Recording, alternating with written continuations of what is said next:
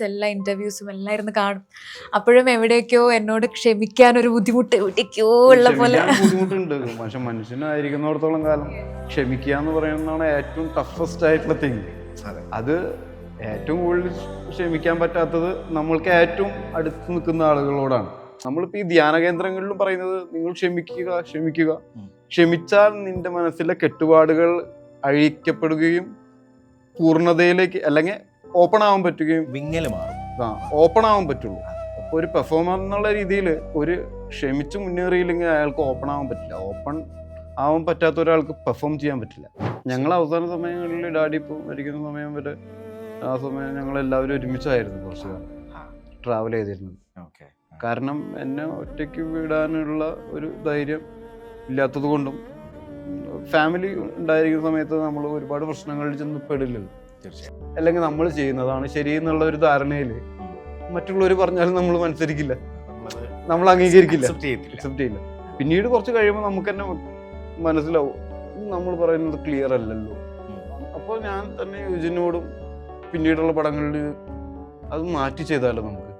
ഭയങ്കര ബുദ്ധിമുട്ടുള്ള കാര്യമാണ് എനിക്ക് എൻ്റെ ശീലങ്ങൾ ഒഴിവാക്കുക എന്ന് പറയുന്നത്. കാരണം ഈ ഒഴിവാക്കുന്ന ശീലങ്ങളൊക്കെ എനിക്ക് എൻ്റെ ഏറ്റവും ഇഷ്ടപ്പെട്ടിട്ടുള്ള ശീലങ്ങളാണ്. അതിന് നമുക്ക് തള്ളി പറയാൻ ഇപ്പോൾ പറ്റുമെങ്കിലും പക്ഷേ ഞാൻ ഏറ്റവും ഇഷ്ടപ്പെടുന്നതും ഞാൻ ഏറ്റവും എൻജോയ് ചെയ്തിട്ടുള്ളതും എന്നെ മുന്നോട്ട് നയിച്ചിട്ടുള്ളതുമായിട്ടുള്ള ഒരുപാട് ശീലങ്ങളുണ്ട് അതിൽ. അത് നിങ്ങൾക്ക് മോശം ശീലങ്ങളായിരിക്കാം, എനിക്ക് അങ്ങനെ മോശം നല്ലതുമില്ല. പക്ഷെ ഈ സ്റ്റേഷനിൽ ഒരു ടീച്ചർ കംപ്ലൈന്റ് ആയിട്ട് വരുന്നുണ്ട്. കംപ്ലൈന്റ് എന്ന് പറഞ്ഞാൽ CA എതിരെ തന്നെയാണ്. സാർ ഇവിടുത്തെ ക്ലാസ് നിർത്തണം. അല്ല ഇതിപ്പോ കഥ മൊത്തം പറയണം. ഇത്രയും പറയാമെന്ന് പറഞ്ഞിട്ടുണ്ട്. Hello hi, welcome to Ginger media.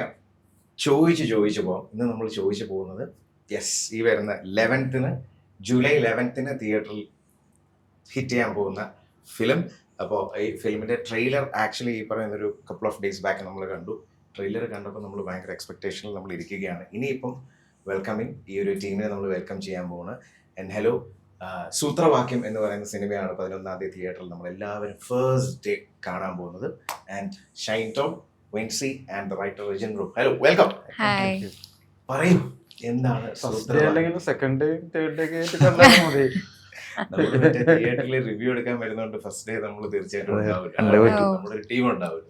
എവിടെ വനിതാ വിനീതല്ല, പല ആക്ടേഴ്സും ഇപ്പൊ അങ്ങോട്ട് പേടിച്ചിട്ട് വരാറില്ല. ശരിയാണോ? വനിതാ വിനീതയിലെ എല്ലാ പടങ്ങളും ഹിറ്റാന്നാ പറയാ. അവിടെ റിലീസ് ആയി കഴിഞ്ഞാൽ അല്ല അന്നത്തെ ദിവസം അഭിപ്രായം ഉണ്ടാവും. പിന്നീട് അല്ല അത് ഇപ്പൊ ഭയങ്കര ഒരു പ്രീമിയർ സ്ഥലം പോലെ, പ്രീമിയർ ഷോ ചെയ്യുന്ന പോലെ, ഇതിനു വേണ്ടിട്ട് മാത്രമുള്ള ഒരു സ്പേസ് പോലെ റിവ്യൂ എടുക്കുന്ന ആൾക്കാര് ഒരുപാട് ആൾക്കാര് ഇതിന്റെ ഒരു ആ ഒരു സ്ഥലത്തേക്ക് തന്നെ എല്ലാ ഫ്രൈഡേയും എത്തണം എന്നുള്ള രീതിയിലായിപ്പോയി. അപ്പോൾ പറയൂ, സൂത്രവാക്യം. സൂത്രവാക്യം ഒരു പോലീസ് ഇൻവെസ്റ്റിഗേഷൻ മൂവിയാണ്. പക്ഷെ വളരെ സോഫ്റ്റ് ആയിട്ടും വളരെ അത്ര അഗ്രസീവ് അല്ലാത്ത ഒരു പോലീസ് ഓഫീസർ നടത്തുന്ന, അല്ലെങ്കിൽ ഒരു കണക്ക് സോൾവ് ചെയ്ത് ഒരു ഉത്തരത്തിലേക്ക് എത്തുന്നത് പോലെ, അല്ലെങ്കിൽ ഓരോ ദിവസവും പുള്ളിയുടെ ജീവിതത്തിലെ കിട്ടുന്ന ഓരോ തെളിവുകൾ വെച്ച് ഒരു കേസ് കണ്ടുപിടിക്കുന്നത് പോലെ പോകുന്നതാണ്. അല്ലാതെ ഇടിച്ചും അടിച്ചും ഒച്ചയുണ്ടാക്കിയിട്ടൊന്നും കേസ് തെളിയിക്കുന്ന ഒരു പോലീസ് ഓഫീസർ അല്ല Christos. Rough and raw police officer ഒന്നും അല്ല, അങ്ങനത്തെ പോലീസ് ഓഫീസറേ അല്ല. വളരെ സൗമ്യനായ, അല്ലെങ്കിൽ പുള്ളിക്ക് കൂടുതൽ ഇഷ്ടം കുട്ടികളെ പഠിപ്പിക്കുക, പുള്ളിക്ക് അറിയാവുന്ന ഇൻട്രസ്റ്റ് ഉള്ള കണക്ക് കുട്ടികൾക്ക് പറഞ്ഞു കൊടുക്കുക എന്നുള്ളതാണ്. പക്ഷെ പുള്ളി എന്തൊക്കെയോ ജീവിത സാഹചര്യങ്ങൾ കൊണ്ട് CA ആവേണ്ട വന്നു. പക്ഷെ ആ പുള്ളി എന്താണോ ചെയ്യുന്നത് അതിൽ പുള്ളി വർക്കഹോളിക്കാണ്. അത് ഒച്ചയുണ്ടാക്കും ബഹളുണ്ടാക്കും പേടിപ്പിച്ചൊന്നുമല്ല. പേടിപ്പിക്കേണ്ട സമയത്ത് പേടിപ്പിക്കും. പക്ഷെ പുള്ളിയുടെ മുന്നിലേക്ക് വരുന്ന ഓരോ തെളിവുകളെ ആസ്പദമാക്കിയിട്ടാണ് പുള്ളി ഓരോ അന്വേഷണത്തിലേക്കും അല്ലെങ്കിൽ അന്വേഷണത്തിന്റെ ലക്ഷ്യസ്ഥാനത്തേക്ക് എത്തുന്നത്. അതൊരു ഈ സൂത്രവാക്യം പോലെ ഒരു കണക്ക് സോൾവ് ചെയ്ത് അതിന്റെ ഉത്തരത്തിൽ എത്തുന്നത് പോലെയാണ് ഇതിന്റെ തിരക്കഥ. അങ്ങനെയാണ് ഉണ്ടാക്കിയിട്ടുള്ളത്. അതുകൊണ്ട് ഭയങ്കര ഒരു കമ്മീഷണർ ടൈപ്പ് അല്ലെങ്കിൽ ഭരത്ചന്ദ്ര ടൈപ്പ് പോലീസ് ഓഫീസർ അല്ല. അതിന്റെ കൂടെ തന്നെ ഒരു ഒരു സാർ, ഒരു മാഷും ഇതിനകത്ത് വരുന്നുണ്ട്, ക്യാരക്ടർ തന്നെ ഒരു ഇതും വരുന്നുണ്ട് ആ. അല്ലേ? സി എന്ന് പറയുന്ന ക്യാരക്ടർ തന്നെ ഒരു മാഷും കൂടെയാണ്. കുട്ടികൾ അങ്ങനെ കുട്ടികൾക്കിടയിലുള്ള ഒരു പ്രശ്നം സോൾവ് ചെയ്തിട്ടാണ് അതിലേക്ക് എത്തുന്നത്.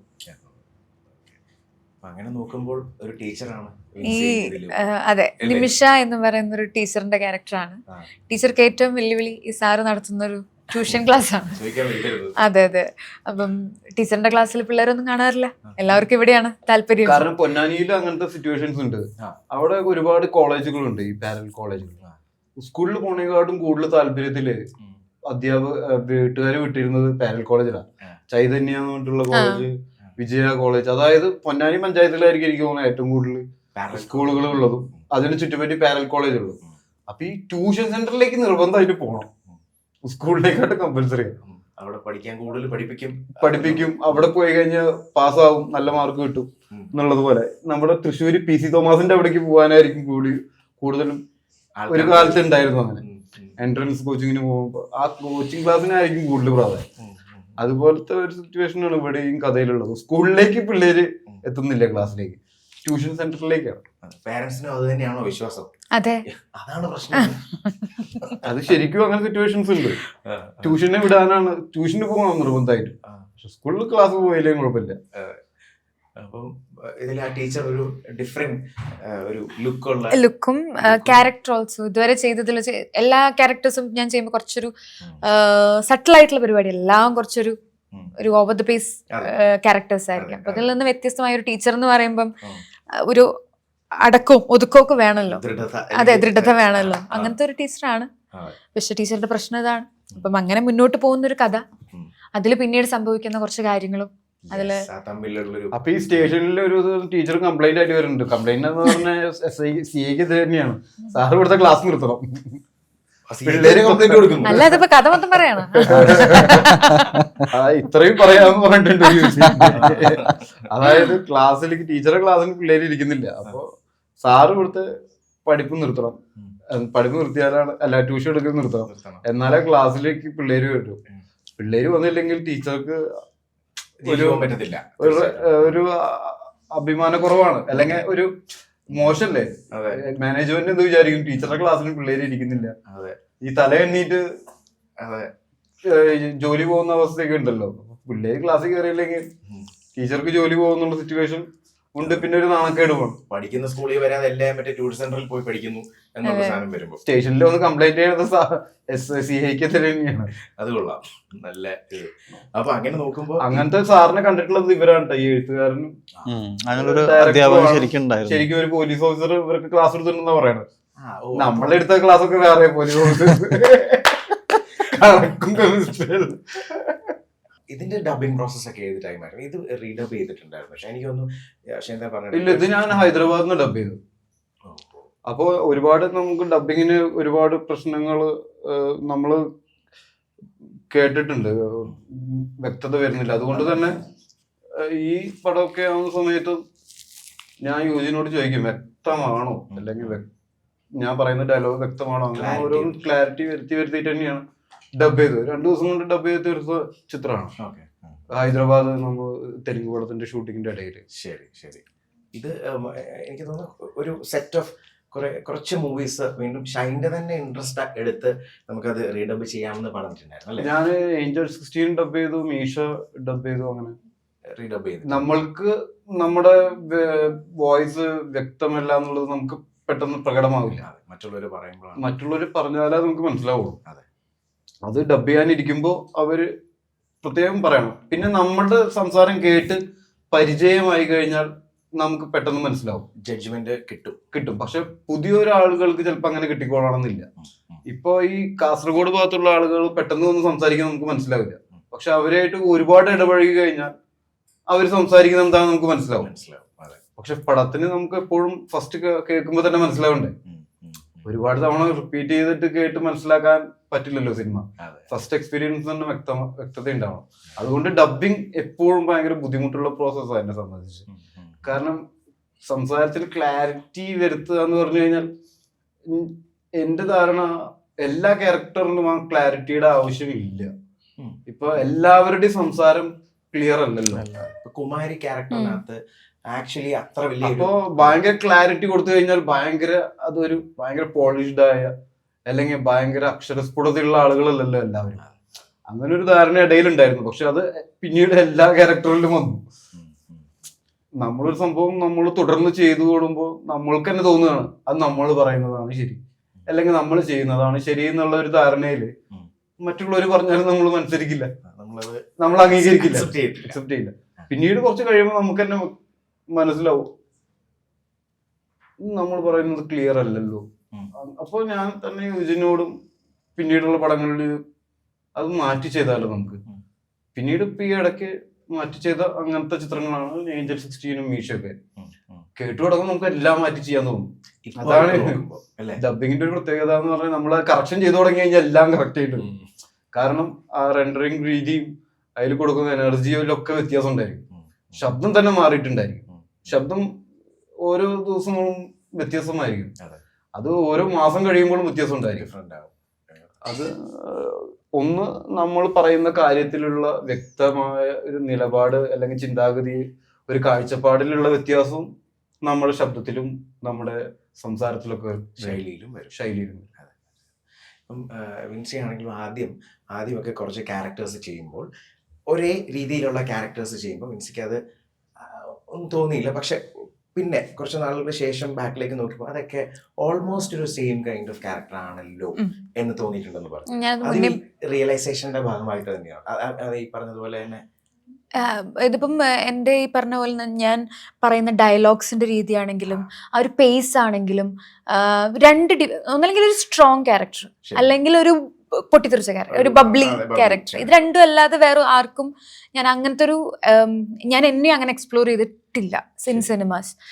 അപ്പോൾ അതൊരു റിയലൈസേഷൻ ആണ്. അത് നമുക്ക് ഏറ്റവും കൂടുതൽ ഇപ്പം റിവ്യൂസിനെ നമ്മൾ ഏറ്റവും കൂടുതൽ കുറ്റം പറയുമെങ്കിലും നമ്മളത് കാണുമ്പം ഒരു ക്രിട്ടിസൈസ് ചെയ്യുന്ന ഒരു ഇപ്പം ആരാണെങ്കിലും അത് ക്രിട്ടിസൈസ് ചെയ്യുന്നതിൽ നമുക്കും തോന്നി തുടങ്ങും ഓക്കെ അത് കേൾക്കണം.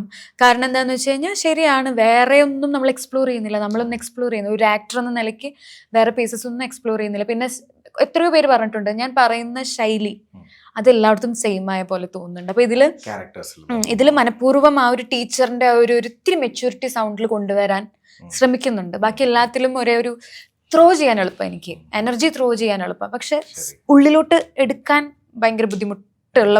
അപ്പൊ അത് ബ്രേക്ക് ചെയ്യാൻ വേണ്ടിയിട്ടുള്ള ക്യാരക്ടേഴ്സ് ഇനി മനഃപൂർവ്വം സെലക്ട് ചെയ്യണം എന്നുള്ളത് അതിലൊരു സെലക്ടിങ് ക്രൈറ്റീരിയ ആയിരുന്നു ഈ ടീച്ചറുടെ ഒരു നിമിഷ എന്ന് പറഞ്ഞ.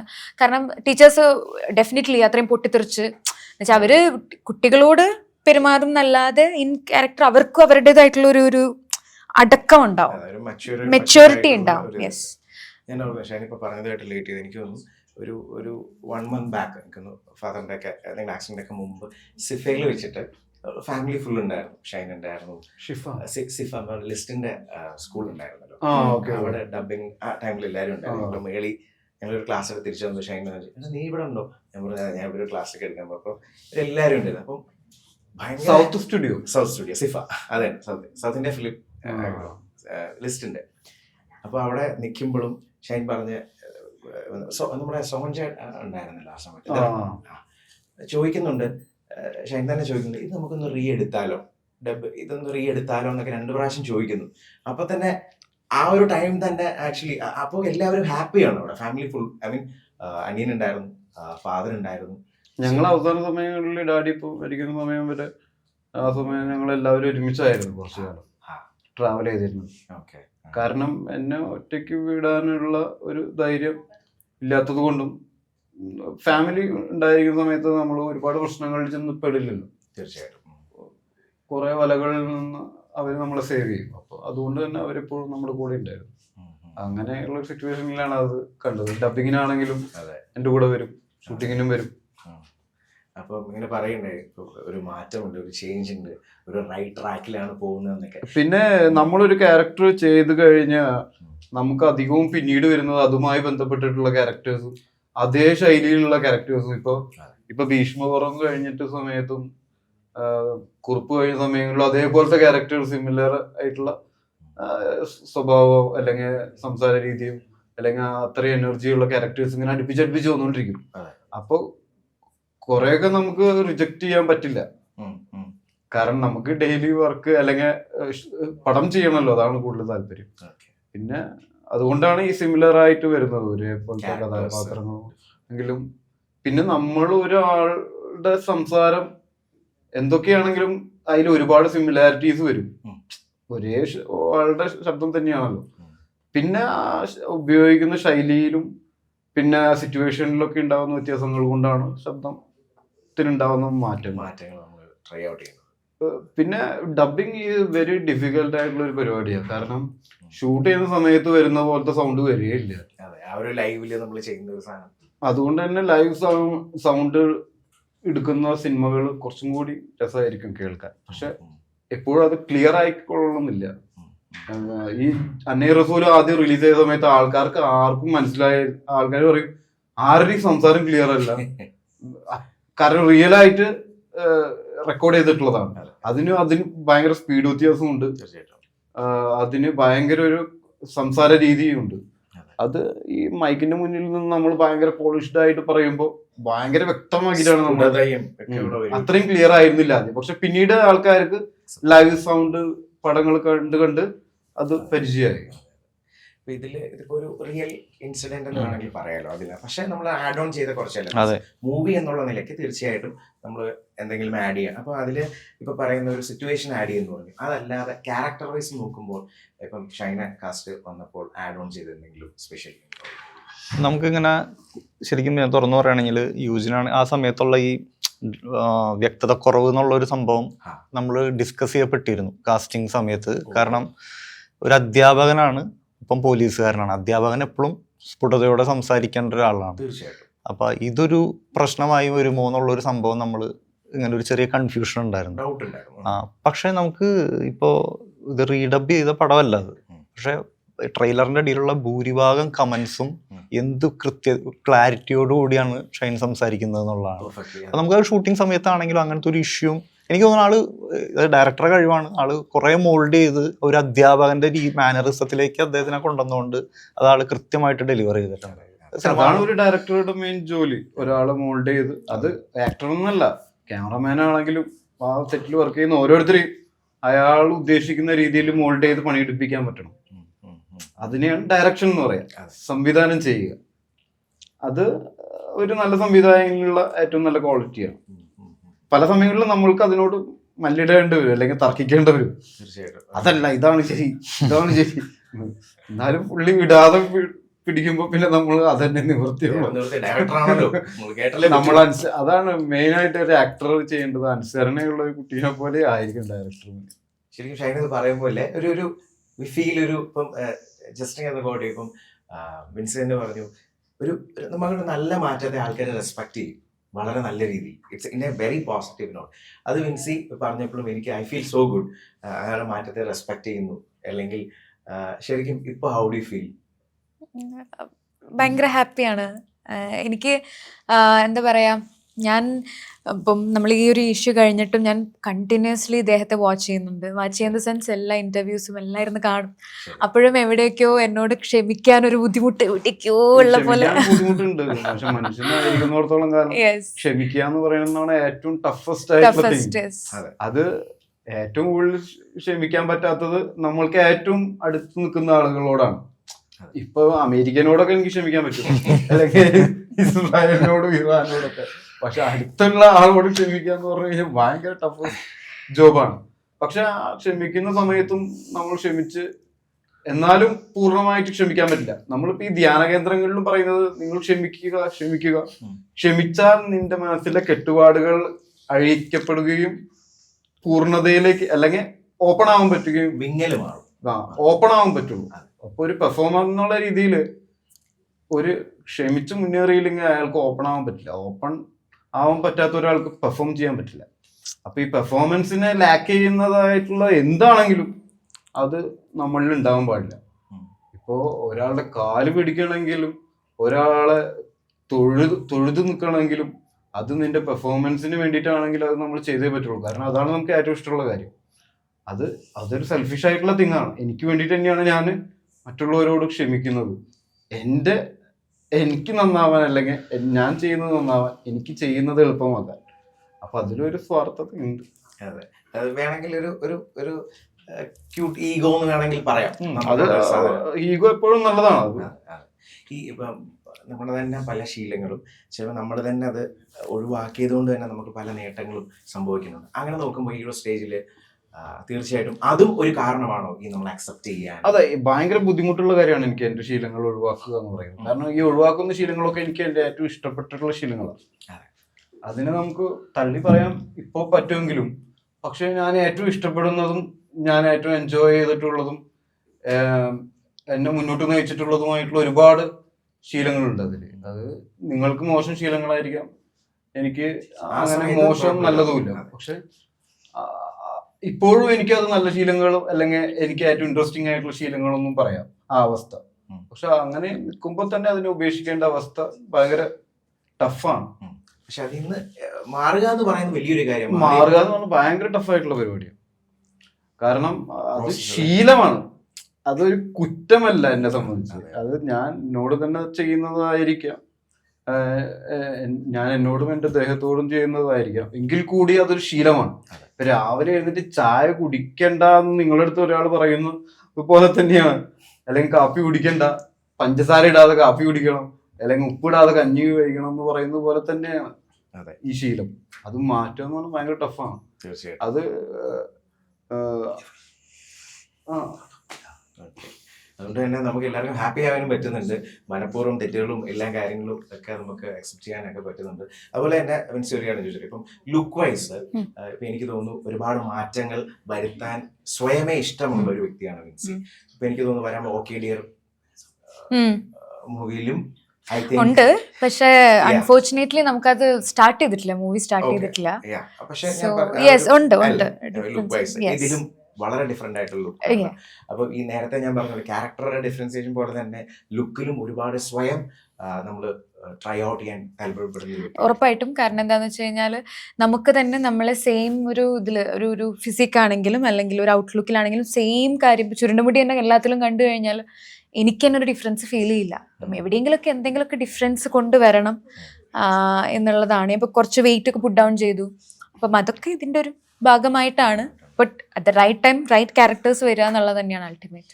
എംസിനെ കണ്ടപ്പോ എംസി പറഞ്ഞു ആദ്യം തടി കൂടുതലായിരുന്നു, ഭയങ്കരമായിരുന്നു, തടി കുറച്ചിട്ട് വരാൻ പറഞ്ഞു വികൃതിയില് ഭയങ്കര തടിയായിരുന്നു. അപ്പൊ ഷൂട്ടിന്റെ സമയം 5-6 കിലോ കുറച്ചു എന്ന് പറഞ്ഞു. പിന്നെ പെൺകുട്ടികളെ സംബന്ധിച്ച് ഈ ലുക്ക് മാറ്റാൻ ആകെ മുടി മാത്രമേ ഉള്ളൂ, താടി മീശ ഇല്ല. ആൺകുട്ടികൾക്ക് താടി മീശയുണ്ട്. പെൺകുട്ടികളെ സംബന്ധിച്ച് ഈ മുടി, ഈ പെനലോപ്പ് ക്രൂസ് എന്ന് പറഞ്ഞിട്ട് ആക്ട്രസ് ഉണ്ട്, അവരെ പടങ്ങൾ എടുത്തു കഴിഞ്ഞാൽ അവര് മുടിയുടെ സ്റ്റൈലിങ്ങിലാണ് ക്യാരക്ടർ വ്യത്യാസം. അല്ല, പെൺകുട്ടികളെ സംബന്ധിച്ച് ഈ മുടി മാത്രമേ ഉള്ളൂ അവർക്ക് ചേഞ്ച് ചെയ്യാൻ ഫേസിലുള്ളത്. കാരണം ഡ്രസ് എങ്ങനെയാണെങ്കിലും ഒരു ക്ലോസ് വെച്ച് കഴിഞ്ഞാൽ ഫേസ് മാത്രമല്ലേ ഉള്ളൂ. അപ്പൊ മുടിയാണ് ഇവരെ സംബന്ധിച്ച് മെയിൻ ആയിട്ട് ചേഞ്ച് വരുത്താൻ. പിന്നെ ത്രെഡ് ചെയ്യുന്ന പിരുകങ്ങള്, പിന്നെ ഇടുന്ന മേക്കപ്പ്, അങ്ങനത്തെ ചില ചെറിയ സംഭവങ്ങളുള്ളൂ, കമ്മലുകള്. ഒരു കഥയുടെ ഏറ്റവും ഇമ്പോർട്ടന്റ് ആണല്ലോ ഇതിന്റെ റൈറ്റിംഗ് എന്ന് പറയുന്നത്. അതെ, ഞാൻ യൂജിന് ഞാൻ കുറെ സമയത്ത് പഠിച്ചിരുന്ന ആൾക്കാരാണ്. അപ്പൊ ഞങ്ങൾ പഠിച്ചിരുന്ന സമയത്ത് ട്യൂഷൻ എടുത്തിരുന്ന അവിടെ വടൂക്കര ട്യൂഷൻ എടുത്തിരുന്ന ഒരു അധ്യാപകനുണ്ട്. പുള്ളി ഭയങ്കര രസകരമായിട്ട് കണക്ക് പറഞ്ഞിരുന്ന ആള്. എല്ലാത്തിനും ഒരു എളുപ്പപ്പണിയുണ്ട് കണക്ക് മെമ്മറൈസ് ചെയ്യാൻ വേണ്ടിയിട്ട്. ഇങ്ങനെയൊക്കെ പഠിപ്പിച്ച ആൾ അതിന്റെ പീക്കിലെത്തി നിൽക്കുമ്പോൾ ആൾക്ക് പോലീസ് സെലക്ഷൻ കിട്ടിപ്പോയി. അപ്പോൾ കുറച്ചു കാലം നമ്മുടെ വേറെ മാഷുമാരൊക്കെ ഒന്ന് അഡ്ജസ്റ്റ് ചെയ്തെടുത്ത് ഞങ്ങൾ 10th എത്തിയപ്പോൾ ഇദ്ദേഹം ഫോഴ്സിൽ കയറി ക്യാമ്പിൽ നിന്ന് ട്രെയിനിങ് ഒക്കെ കഴിഞ്ഞ് ശരിക്കും യൂണിഫോമുള്ള ഉദ്യോഗസ്ഥനായി. അപ്പോൾ ആൾക്ക് ഈ പോലീസിങ് തുടങ്ങിയിട്ടും ഈ കണക്കിലുള്ള ടച്ച് വിടാതിരിക്കാൻ വേണ്ടിയിട്ട് രാവിലെ ഞങ്ങൾ 10 6:30ക്കാണ് ട്യൂഷൻ. അപ്പോൾ പുള്ളി വന്ന് ട്യൂഷൻ എടുത്ത് തന്നിട്ട് ജോലിക്ക് പോകും. 10th ഇല്ല, ഇത് 10th മെയിൻ മാച്ച്. അല്ലല്ല, +1 +1 +2 പിന്നെ 8 9 10 ഒക്കെ ഉണ്ട് സിനിമയില്. അല്ല, ഇതൊക്കെ ഒറ്റ ക്ലാസ് അല്ല. ഇതാ ശരി, ഇത് എല്ലാ ക്ലാസ്സിലും ഒരുമിച്ച്. ഞാൻ അപ്പൊ ഇദ്ദേഹം യൂണിഫോമിൽ വന്ന് ക്ലാസ് എടുക്കും ചില സമയത്ത്. നമുക്ക് വല്ലാത്തൊരു മോട്ടിവേഷനാണ്. കാരണം എന്ന് വെച്ച് കഴിഞ്ഞാൽ നമ്മുടെ അന്ന് വടിയുള്ള സമയമാണ്. അന്ന് അടിക്കാം, ഈ മറ്റേ റെസ്ട്രിക്ഷൻസ് ഒന്നും ഇല്ല ചൂരലിന്. അപ്പൊ പോലീസുകാരനാണെങ്കിലും വന്ന് അടിക്കാം, നമുക്ക് ലാത്തി കൊണ്ടല്ല ചൂരലുകൊണ്ടാണെങ്കിൽ പോലും അടിക്കാം. അപ്പൊ അങ്ങനെ നമ്മുടെ മാഷാണ് ഇവിടുത്തെ പോലീസ് എന്നുള്ളൊരു ധൈര്യം നമുക്ക് സ്റ്റേഷനിലേക്ക് കയറാനുള്ള ഭയം ഇല്ലാതാക്കുന്നുണ്ട്. അപ്പൊ നമുക്ക് എന്ത് കാര്യം ഉണ്ടെങ്കിലും നമുക്ക് ധൈര്യത്തോടെ ചെന്ന് പറയാൻ പറ്റുന്ന ഒരു സ്ഥലമാണ് ഈ പോലീസ് സ്റ്റേഷൻ എന്ന് പറയുന്ന ഒരു ബോധം നമ്മളിൽ ഈ അധ്യാപകരം വന്നിരുന്നു. അപ്പൊ അങ്ങനെ ഒരു പോലീസുകാർ ആ ഒരു എലമെന്റ് മാത്രം എടുത്തിട്ടാണ് നമ്മൾ ഇതിന്റെ ഒരു സ്റ്റോറി ഡെവലപ്പ് ചെയ്തത്. അതിലേക്ക് ഫിക്ഷൻ കൊണ്ടുവരികയാണ് ചെയ്തത്. പക്ഷെ അതിന്റെ ഒരു അന്വേഷണം വരുന്നുണ്ട്, അതും വളരെ ലോജിക്കലി ആയിട്ട് തെളിയിക്കുന്ന ഒരു അന്വേഷണമാണ്. ആ അന്വേഷണം നിങ്ങൾക്ക് എവിടെ നിന്ന് കിട്ടി ശരിക്കും? അത് റിയൽ ലൈഫ് ആണോ? അല്ലല്ല, അതൊരു ഡ്രാമ ഫിക്ഷൻ തന്നെയാണ്, ആഡ് ചെയ്തതാണ്. പക്ഷെ അതില് ഡ്രാമ ഉണ്ടെങ്കിലും പക്ഷെ അതൊരു കറക്റ്റ് ആയിട്ടുള്ള ഒരു അന്വേഷണ രീതി അങ്ങനെയാണ്. ഒരിക്കലും ഓരോ ദിവസം ചെല്ലുമ്പോഴും അവരെ മുന്നിൽ തന്നെ ചില തെളിവുകൾ വന്ന് കിട്ടും. അല്ലാതെ ഒരാളെയും പിടിച്ച് ഷൗട്ട് ചെയ്തിട്ട് ഒരു കേസും തെളിയിക്കാൻ പറ്റില്ല. ആക്ച്വലി റിയൽ ലൈഫില് അവരെ മുന്നിൽ വരുന്ന തെളിവുകൾക്ക് അനുസരിച്ച് അവർക്ക് ഓരോ ദിവസം മുന്നോട്ട് പോകാൻ പറ്റുള്ളൂ ഈ ഇൻവെസ്റ്റിഗേഷനിൽ. അപ്പൊ ഇവര് കറക്റ്റ് ആയിട്ട് അത് അങ്ങനെ അപ്പൊ ഓരോ പമ്പിങ് സീൻസുകളില്ലേ നമുക്ക്, ആകെ പടം അവസാനിക്കും ഗ്രാജുവലി ഉണ്ടാവുന്നതനുസരിച്ചാണ് പടം ഇൻട്രസ്റ്റിംഗ് ആയിട്ട് വരുള്ളൂ. അങ്ങനെ ഒരു പഞ്ചിങ് സീനോ ഒരു മാസ് സീക്വൻസുകളൊന്നും ഇല്ല. ഒരു ക്രൂഷ്യൽ തെളിവ് കിട്ടി എന്ന് പറയുന്ന സാധനം അങ്ങനെയൊന്നും അല്ല. അത് അതിന്റെ ഒരു ഗ്രാജുവൽ രീതിയിൽ തന്നെയാണ് ഡെവലപ്പ് ചെയ്യുന്നത്. അപ്പൊ എന്തായാലും ഫിസിയോടെ ടൈമായി അല്ലെ, ഏകദേശം ഹെൽത്ത് ഇപ്പം ഒരു 18th വരെ ഉണ്ടെന്ന് തോന്നുന്നു അല്ലെ? ഫിസിയോ 18th കഴിഞ്ഞാലും ഉണ്ട്. പക്ഷെ ഓരോ ദിവസവും നമ്മൾ ചെയ്ത് പഴയതുപോലെ ആക്കി കൊണ്ടുപോകുന്നത്. അപ്പൊ എല്ലാം പഴയ പോലെ ആവട്ടെ. ആൻഡ് ഇതൊരു ഗംഭീര സിനിമയാവട്ടെ. സൂത്രവാക്യം ഈ പറഞ്ഞതുപോലെ തന്നെ ഒരു പോലീസ് ഓഫീസറാണ്, എൻ്റെ കൂടെ തന്നെ വേറൊരു ക്യാരക്ടറും ഇതിനായിട്ട് ആഡും വരുന്നുണ്ട്, ഒരു മാഷ് എന്നുള്ളത്, ഒരു ടീച്ചർ, പിന്നെ ഒരു ഗംഭീര റൈറ്റിംഗ്. അതാണ് ഏറ്റവും ഇമ്പോർട്ടൻ്റ് എന്ന് പറയുന്നത് ആസ് എ റൈറ്റർ. സോ ഇത് ഒരുപാട് പേരുണ്ട് ഇതിനകത്ത്. ഇപ്പോൾ നമ്മുടെ ഇവിടെ 3 പേരേ ഉള്ളൂ. 11th തീർച്ചയായിട്ടും നമ്മൾ തിയേറ്ററിൽ ഉണ്ടാവും. And all the very best guys, all the very best. Thank you. Thank you.